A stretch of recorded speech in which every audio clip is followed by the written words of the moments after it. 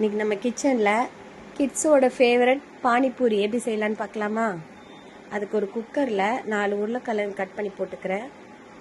உப்பு கொஞ்சம் ஆட் பண்ணிக்கிறேன். 4 விசில் வந்ததுக்கப்புறம் ஆஃப் பண்ணிக்கலாம்.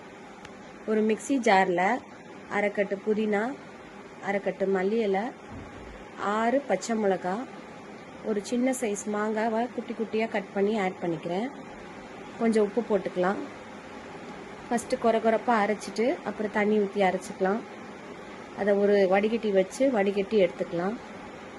அதில் 1/2 ஸ்பூன் ஜீரகத்தூள், 1 டேபிள் ஸ்பூன் பிளாக் சால்ட், ஒரு பேக்கெட் ஜல்ஜீரா.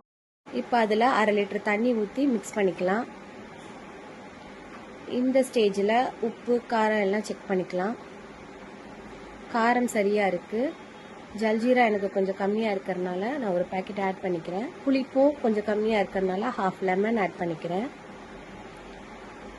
கொஞ்சமாக காரா பூந்தி தூவி டெக்கரேட் பண்ணிக்கலாம்.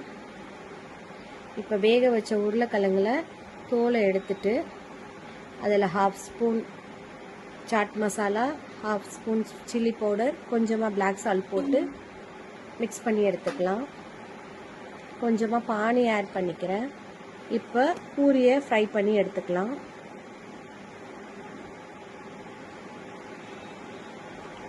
வேக வச்ச உருளைக்கிழங்குல மேலே கொஞ்சமாக மல்லியில் தூவி டெக்கரேட் பண்ணிக்கலாம்.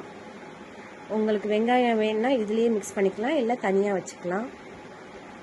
இப்போ ஒரு பூரி எடுத்து அதில் கொஞ்சமாக உருளைக்கிழங்கு, கொஞ்சம் ஆனியன், கொஞ்சம் பானி ஊற்றி என்ஜாய் பண்ணலாம்.